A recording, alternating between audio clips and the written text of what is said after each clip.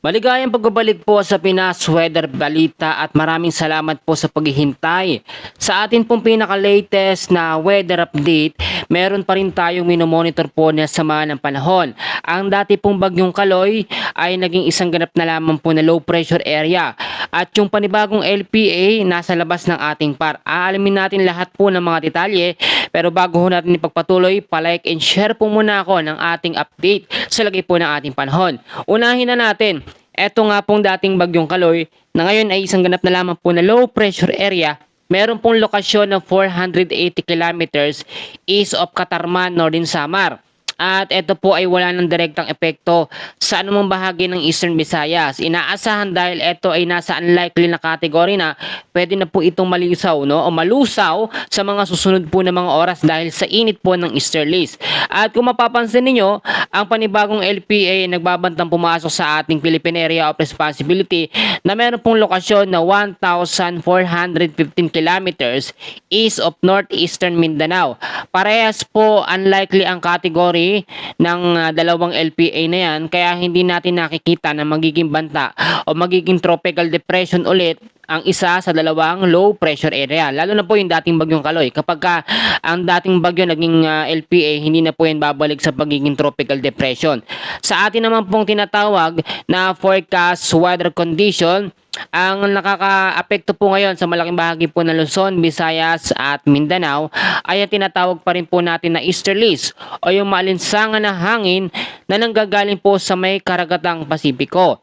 Pero ito po ang easterlies po sa ngayon ay bahagya na pong humihina at nararamdaman na natin yung transition period o yung paglipat ng tag-init papunta po sa tag-ulan. Kaya naman po ngayong hapon hanggang sa gabi, parte po ng Metro Manila, ilang bahagi ho ng Luzon, Visayas at Mindanao, may mga tsansa po tayo ng mga isolated light rains and heavy rainfall dahil po sa tinatawag natin na localized thunderstorms dulot po ng easterlies o maalinsangan po na hangin na nanggagaling po sa may karagatang Pasipiko. Ngayon po, tignan nating mabuti yung ating pinaka live map o weather system natin na ginagamit at makikita ho ninyong mabuti na humina na ang epekto ng easterlies.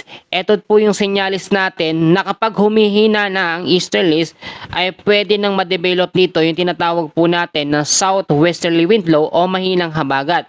Pansinin nyo mabuti sa ating pong pinaka-live na mapa, ito po yung LPA, ito yung dating bagyong Kaloy na ngayon isang ganap na lang po na low pressure area. Actually, wala na yung pinakamata niya, kaya inaasahan paglipas lamang ng ilang mga oras ay mataas na po ang tsansa nito na malusaw. Ang isa namang low pressure area, ito po, nasa labas pa ito ng ating Philippine Area of Responsibility. Hindi po ito nakikitaan na magiging bagyo at ito'y pwede ring malusaw sa mga susunod po na mga oras dahil po sa init dulot po ng easterlies. Pansinin nyo mabuti, wala na tayong masyadong nakikitang hangin dito sa may silangang bahagi ng ating bansa. Yung malakas na ihipo ng easterlies, no, yung malinsangan hangin, wala na po. Bahagya na lamang po, no, yung init na ating nararamdaman. Pero aminin natin, simula umaga tanghali yung alinsangan mas tumitindi. So kapag ganito po ang nangyayari na sobrang mataas at malakas ang alinsangan, yung mga local thunderstorms madalas po sa hapon nagkakaroon tayo ng mga pag-uulan. At sa transition period natin, kasama po talaga yan yung magkakaroon ng mga LPA bagyo na papasok sa ating bansa, pero mahihinang kategorya lamang. Kapag na-develop na po, inayon na rin sa pagkatala ng pag-asa, ang southwesterly wind flow ay inaasahang mabubuo sa first week po ng June or pagsisimula po sa katapusan po ng May.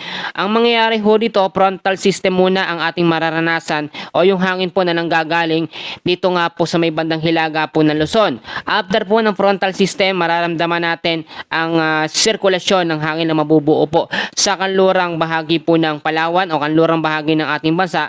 At yun nga po yung southwest monsoon or hanging habagat. Yan yung hinihintay ng iba nating mga kababayan kasi sinasabi nila yung bagyong Kaloy nung nakaraan po na nasa loob ng ating bansa, wala naman daw ibinigay na pag-uulan, no? Hindi naman daw nagpa-ulan, lalo na sa parte ng Metro Manila na sobra pong nakakaranas ng sobrang alinsangan at napakainit po na panahon.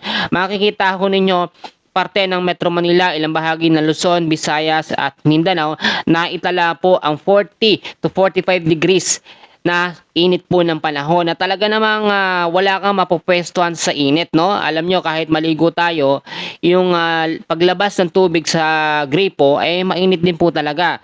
Kaya ngayon, i-enjoy na lamang natin kasi once na magsimula na ang habagat, dyan na natin mararamdaman yung pagbabago sa init o sa temperatura ng ating panahon. More on makakaranas tayo ng mga pag-uulan lalo na po sa hapon at sa gabi. Dulot po yun ng mga local thunderstorms. Ngayon, meron pa ba tayong inaasahan na bagyo ngayong Mayo? Yan naman ang madalas o kadalasang ay tinatanong ng mga kababayan natin. Dinouble check po natin ang ating tinatawag na tropical cyclone threat potential. Ito lamang yung nakikita nating kasunod na sama ng panahon ng bagyong Kaloy at isang LPA na lamang. At hindi ito banta para maging tropical depression o mahinang bagyo. So, wag natin ito masyadong pangambahan. Wag natin masyadong intindihin. Kung may nakikita kayong update na panibagong bagyo, wala ho, no? Wala pa, yung magiging kasunod lamang is LPA pero unlikely ang category. Ngayon namang taon ng 2026 sa pagkatalain sa data ng Pag-asa, nasa 19 hanggang sa 20 na bagyo ang posible pong mabuo. So ang pagsisimula po ng ating tag-ulan, ito po ay mangyayari first week po hanggang sa second week ng June. Diyan na po yung pagsisimula ng habagat o southwest monsoon dito sa kanlurang bahagi ng ating bansa. Kapag meron po tayong habagat, kahit po walang bagyo, walang low pressure area, madalas ang mga pag-uulan lalo na po sa hapon at sa gabi dahil po yon sa mga local thunderstorms. Ang southwest monsoon, isang hangin yan ang nagpo-produce din, nagbibigay ng mga local thunderstorms sa parte po, no, ng Metro Manila, ilang bagay na Luzon, Visayas at Mindanao. Kaya dapat ngayon pa lamang maghanda na tayo sa mga posibilidad na pwede pong mangyari. I-ready ang mga payong, jacket, kapote, yung mga bahay natin, ayusin natin. Mga bubong, i-double check, baka mamaya may mga butas. Lahat po ay kailangan nating asikasuhin. So sa ngayon, yan po muna ang ating pinaka-short weather update sa lagay ng ating panahon.